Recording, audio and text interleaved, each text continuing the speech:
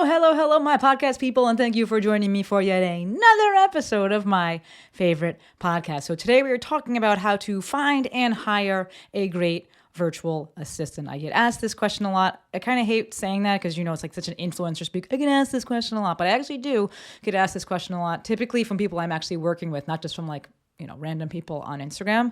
And my people are the best, right? The people that I have been fortunate enough to work with and hire, they are the best. And I want to help you out with this same thing. Now, as it relates to what we're going to talk about today, the title of the episode is How to Hire a Great Virtual Assistant. But what we're going to talk about relates to hiring anyone, right? So it's not necessarily exactly about teams, but same. So as it relates to my team and my virtual assistant, we'll start there. Lex, I've brought her on the podcast before. Courtney, if you can link that episode, thank you. Jojo, same thing, thank you. Lex Lancaster is technically my virtual assistant, but if you ever receive an email from her, lex@themovementmaestro.com, it's going to say in the little signature, executive assistant and general badass, because she does so much more. And not that there's anything wrong with the title of virtual assistant, but this chick does all the things. And also, this is going to speak to what we're going to talk about later. There's something really cool about building a team and having people, feel seen and really inviting them to be part of something and not just they work for me, check the box. So yeah, the rest of the team, I have Courtney. She edits the podcast. I'm always shouting her out and asking her to link things. So shout out to Courtney. She edits the podcast. I guess technically she produces it because she uploads it and things like that to WordPress and subsequent to their platforms. I have Joe. Brought him on. Or I haven't brought him on yet. I will bring him on, I should say. But I've spoken about him. He runs my YouTube channel. And I also have a Facebook moderator for each of my two Facebook groups, one for the Mafia and one for the Intensive. Also, I'm going to circle back. I brought Lex onto the podcast. So if you want to hear from her directly and you haven't yet, you can check that out in the show notes. Right now, I'm like, did I actually ask Courtney to do that already? If I did, thank you again, Courtney. All right, so let's get right into it. That's my team.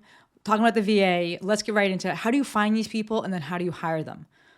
Most important thing, be willing to pay your people. Stop being cheap. Stop worrying about overpaying people. I hate that discussion.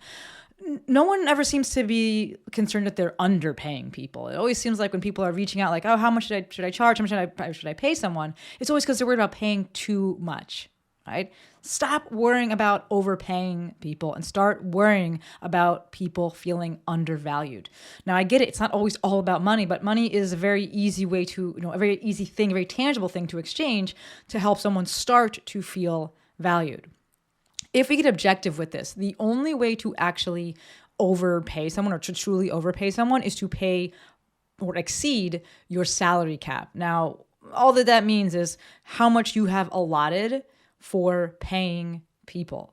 And this allotment is based on being able to keep the lights on and not, running out of money and actually being able to run a business here. So yes, this is going to require that you actually know your numbers. And if you feel a little bit overwhelmed with that, well, number one, check any of the episodes I've done with SANDI York. She's my accountant. I brought her on 2 or 3 times and I'll bring her on again next year for the beginning of 2024. But if you're overwhelmed by numbers, you can start with that. But this, I think, speaks to the fact that you probably shouldn't be hiring if you don't have somewhat of a grasp on your numbers, right? So there's a bit of maturity here before you actually just go and hire someone. I think that it gets kind of thrown out there of hire out and outsource things, and that makes you legit. And I'm like, that will actually make you poor if you don't do it correctly. So how much you can afford is typically going to be based off of a percentage. Now, if you Google this, the percentage of what will come up differently. So you could either look at it as a percentage of your operating expenses, aka how much it costs to run your business, or a percentage of your revenue. And again, if you're feeling overwhelmed, please go check out SANDI on Instagram. She's Fit Money Coach on Instagram, or check out any of the episodes that I've done with her.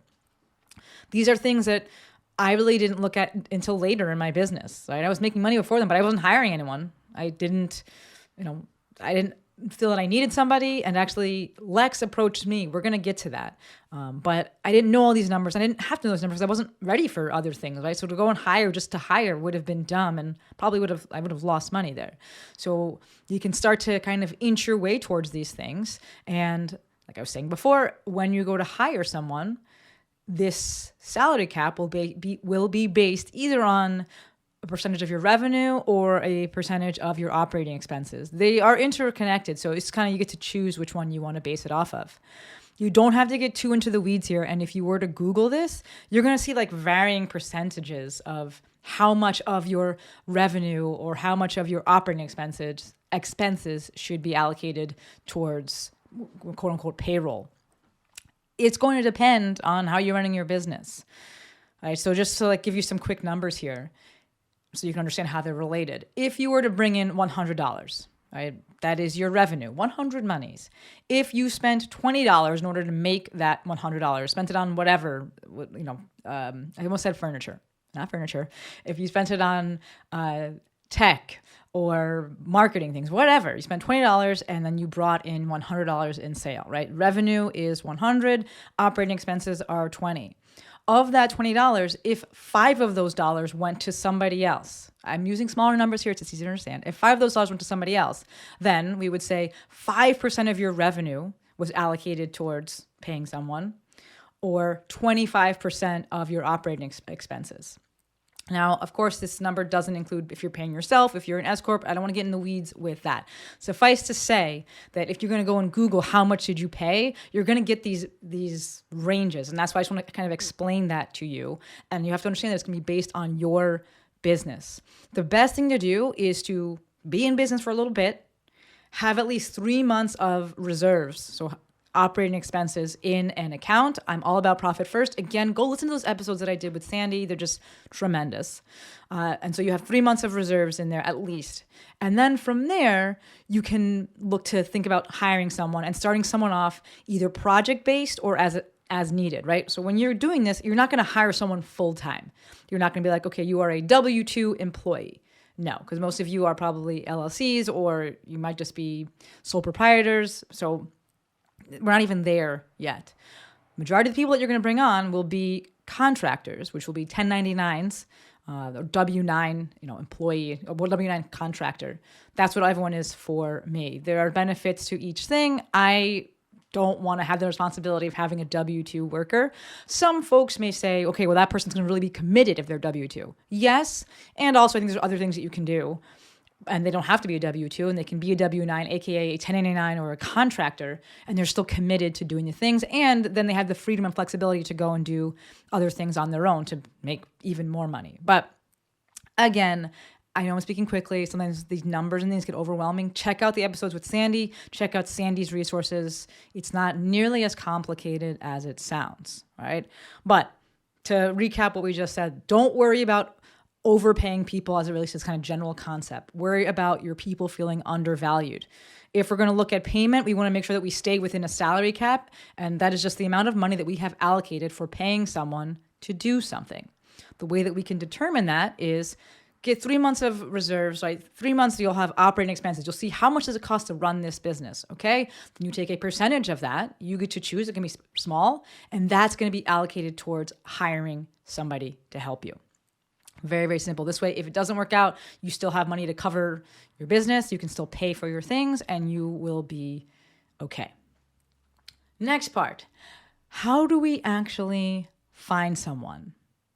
The easiest way, my friends, to find someone is not to go on Fiverr or anything like that. It's to create something that people want to join. Now, clearly, this takes a long time, and I'm speaking from my own personal experience and how I like to do things. I am a content marketer through and through. I love attraction marketing, right? Where you do things and you attract that audience. Part of the audience that you'll be attracting are people that may want to work for you. So you give yourself time. You build this thing that people actually want to be a part of. I speak about this all the time when folks are like, how do I get more followers? And I'm like, be worth following. Be a leader. Don't ask yourself, what will make people want to follow me? Ask yourself, what will make people want to join me? Big difference. Once you've built this thing, then you can put out a call to action and ask your people. Say, hey, I'm looking for help with X, Y, and Z from the audience. And typically you'll get bites from there. The beautiful part about this is that the people, they know what you stand for. They know, how much this thing means to you. And it means that much to them too. Oftentimes people will have gone through your ecosystem. They will have gone through your programs or your products, and they're in it. They're bought in. They had their own transformation, and they're like, yeah, I want to get this thing out there to other people. I want to help. When you utilize attraction marketing, when you build something and then you invite someone from within to be part of the team, it goes from being transactional to being relational, right? When you just hire someone, oftentimes it's transactional and it's about money. Not that there's anything wrong with that. But to me, if we're looking at sustainability and longevity and quality, we want to make things relational. A cool part with this, if you build something that people actually want to join, is that oftentimes people will ask before you even put that call out. So that's what happened with Lex and myself. She brought me in to teach a rock tape course. And I think she found me through a friend who had posted or shared one of my daily Maestroisms. So this was years ago, 2016, something like that, 2015. And she put that call to action out. Oh, excuse me. What am I saying? She put the call to action out. No. She asked me to come speak and to come teach a rock tape course. I taught Blades, I believe, Blades and Blades Advanced. I think. I can't remember what class. It was a 2-day course. And that evening, I used to do socials when I would teach. And that evening, she came up to me and she's like, "You always say that if you want something, that you should ask. So I'm going to ask, and I'd love to work for you and like be an assistant in any way." And I was like, "I'll think about it, but probably yes. But like, I don't even know what you could do." I was not at a point that I was like, "Oh, I want to outsource something." So I didn't have things, specific things that I could ask her to do, but I went and thought about it. And Lex actually just reminded me of this. I don't know, a week ago we were talking and she was just like, "Yeah, I remember that you called me from the beach and it was a big deal. I don't call people. Like, I'll call the police because if someone calls me, I'm not trying to call people." And she's like, "You called me from the beach and, you were just like, that saying that you wanted me to be part of the team." And I was like, holy shit, I don't even remember this. But I do remember when I first moved to California in 2016, I would drive home from CrossFit and I'd have to drive past the beach. And sometimes I just wouldn't go home. Like I would just pull over and I'd go sit at the beach because it was I was new to being here. And in those moments, and I still get them, it's just like extreme gratitude. And when I get that extreme gratitude, I want to share it with other people. And that is very likely what happened, that I called her and I was just like, "Yeah, I want this for other people. I want this to happen for other people. And I'm grateful and let's do this." And that is how Lex became my VA, right-hand woman, executive assistant / general badass. With Joe, I asked Joe, but I found him from my audience, right? He's been in my mafia. He's a dope guy. I see his passion for things. I know that he cares about what I'm building just as much as I do. And so it was a no-brainer with that. I found Courtney through Jill, right? And Jill I found through social media. That was, again, attraction marketing. And Pip. That was also Pip. If you listen to the episodes I've done with Jill, the most recent one especially, I think we talk about that. But the whole thing here is if you want to find the best virtual assistant, the best help, build something that people want to be a part of. Your own success, whatever success looks like. That can be just happiness, right? Your own success will be magnetic. It attracts people. It's something that they want to get on board with. And oftentimes they will ask you before you can even ask them. Next part, do things yourself so that you know what the end product is going to be like, right? So we're still within this attraction marketing, and this is the value of having done all the things, built this brand, built this business, and done it yourself to start off with. When you do things yourself, you know what you want the end product to look like. It's not as important that you know the process. It can be helpful that you know the process, but it's more important that you know what the end product is going to look like and you have a true brand so that people can very easily replicate that. I can very easily go say to Lex or Joe, "Maestrify this." I can say to my sister, of course, "Maestrify this." And they know what that means. They can put this spin on it and I can finalize it and tweak it, but the brand has been established. So when we're doing this stuff ourselves, when we're building this business, 3 big benefits to this. 1, you know what the end product looks like, which means that's easy for other people to look to replicate. 2, you value the process now, right? Which makes you more willing to pay someone. I see it thrown out there of like, "Oh, I'm just gonna get an editor to do this thing real quick." And because people don't edit themselves, they don't know how labor intensive it is. That shit takes a long time. And if it doesn't take someone a long time, but you still get a good product, it's because they're phenomenal at what they do and they've spent years refining that craft and they are definitely worth whatever they are asking for. All too often, just because we're not willing to pay it doesn't mean that it's not worth that, right? We're like, "Oh, it's like a $10 job." To you, because you don't know how to do it and you know all the things that go into it, right? So doing those things yourself first typically makes you value the process and subsequently more willing to actually pay someone to take over that process for you. The third valuable part of doing stuff yourself, as we're leaning into this attraction marketing and creating something that when people want to be a part of, is so that you can very easily document the process. Right? When you document the process from a technical perspective, that looks like using something like Loom. You could do it on Zoom. You can do a screen recording. You can natively do screen recordings on what is it called? On Apple. You can do it with Descript now as well, which I did get an affiliate link for. themovementmaestro.com/partners has all of the things on there, but more specifically, themovementmaestro.com/Descript should take you to my specific link, because it's not a code or anything like that. But they have a program in there that you can do a screen recording and like you hit like the picture in picture with like your little head in the side. I used a thing called Screencast-O-Matic before, like just something that you can actually record the process if it's a tech kind of process so that someone can very easily replicate it. When I brought Courtney on to do the podcasting, I use WordPress and Blueberry, which is different than other systems, and I had done it myself for a bunch, like 150 of them. And so I was like, cool, here's the process, here's how I do it. If there's a better way that you like doing it, cool, but like, here's what it looks like, here's the nuts and bolts of this program. Most recently, when we were adding transcripts, I did the same thing. I did the first 2 episodes myself, and then I was like, hey, all right, Courtney, I'm screen recording it. Here's how I, pull the podcast. So I still am going to make the transcript, but here's how you're going to import it. Here's how you can make the page for it, link these things. And then the person can just replicate that process very easily, right? So first half of this podcast, 3 things that we're looking at. Number 1, be willing to pay people. Just point blank, be willing to pay people. Number 2, the best and easiest way to attract someone or to find someone to be a VA is to create something that people want to be a part of. And then within this, doing these things yourself and creating this is that, number 1, it becomes easy for people to know what that end product is going to look like. Number 2, it makes you value that thing more, that process more, which makes you more willing to actually outsource. And then number 3, it makes it easy for you to actually record the process, and then you can outsource the process and somebody else can do it very easily. What I want to talk about here are the kind of 8 steps that are involved in finding and hiring a phenomenal VA. Let's get logistical with it. I am aware of the time. This is going to be longer than 22 minutes. I'm aware of the time. All right, but 8 steps that I've come up with, wrote it out for you, breaking it down. All right, so number 1 is, how do we know what to actually outsource? My personal preference is wait until you hate it. Do all the things, and then when you're like, I don't want to do this, anyone can do this, I'm going to hire my cat Rupert to do it, it's time to outsource. You can probably outsource before then, and oftentimes people will try to encourage you to outsource before then. I know I read Tim Ferriss's The 4-Hour Workweek, and I went and hired a VA from overseas just to like try it because he kept talking about it in the book, and I was like, well, this is kind of stupid. I don't actually need this person.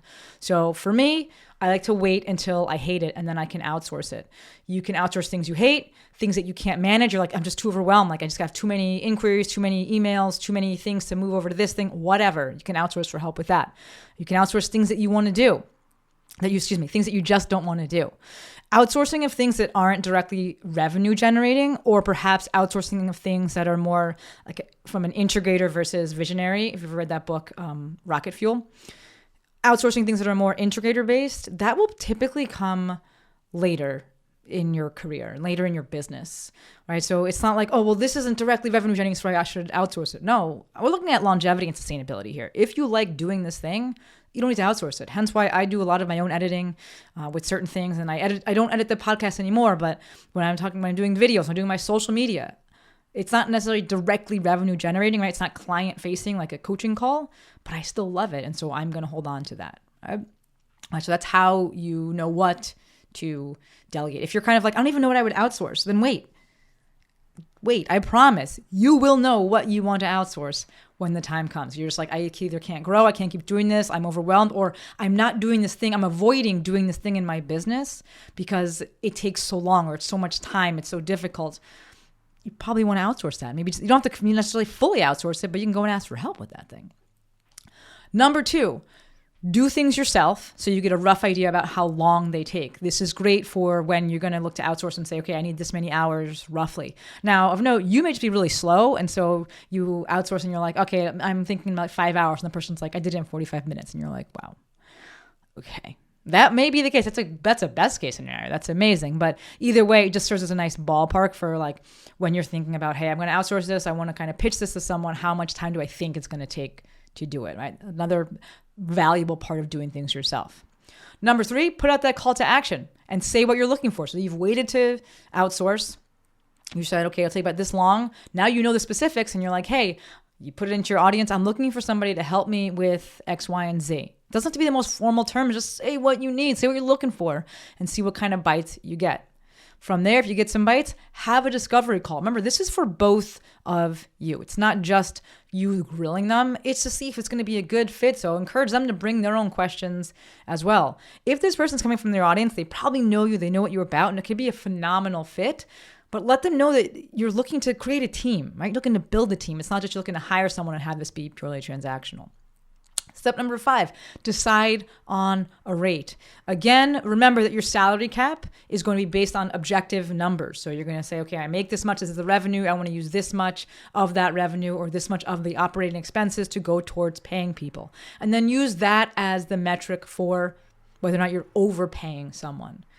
To me, if you're going to hire a VA, minimum of $25 an hour. Now, I know people like to go overseas and like get super cheap labor. I find that problematic. I'm just going to throw it out there.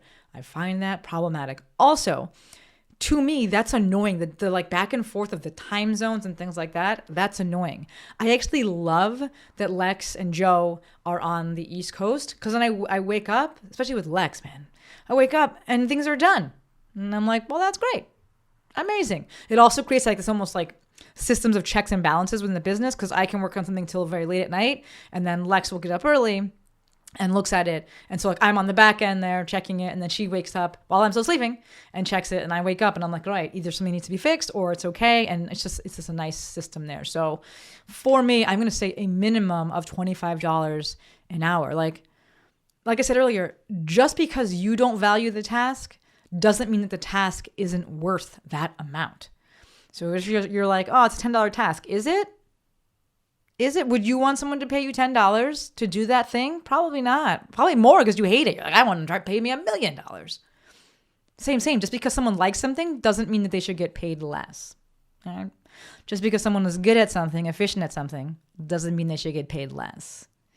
So it's really cool to start your own business because suddenly you get to look at your own values and you get to run a business the way that you want to run a business. And you got to ask yourself because now you're put in the driver's seat and you're like, oh, I see why people cut corners or like why these big businesses like do this shady shit. They're trying to save money. Don't be like that. Don't be shady. Minimum $25 an hour. Think about what you would want to get paid. How much is it worth it? Would make it worth it for you. I do the same thing for like a bigger picture for like a monthly. So with my moderators and things like that, you can kind of do the math of like, I think it'll take them this many hours. Okay, multiplied by 25. How much would that be a month? But same thing, like what would make it worth it for me to do this thing? Okay, cool. I'm going to pay people accordingly. Big point there. All right, number 6, get a contract, make it legit. You can Google contracts or my favorite, you can just go to bradendrake.com. I don't have any affiliates or anything like that, though I should probably reach out to him because he's probably all about that.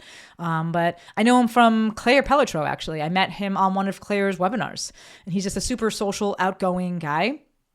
And yeah, good. I'm just checking my watch to make sure that I definitely just look down, folks, to make sure that I had the other camera going. This is like part of the growing pains of running, doing new things. And I have the Apple Watch going for the B-roll. And I was like, wait, did I start that? But Braden M. Drake met him on Claire Pelletreau's show, Claire Pelletreau's webinar. And he's a lawyer, but he's all about the financial side of things as well. And he is Braden Adam Drake on Instagram. We'll link all the things in the show notes. You can also go to themovieMaestro.com/431.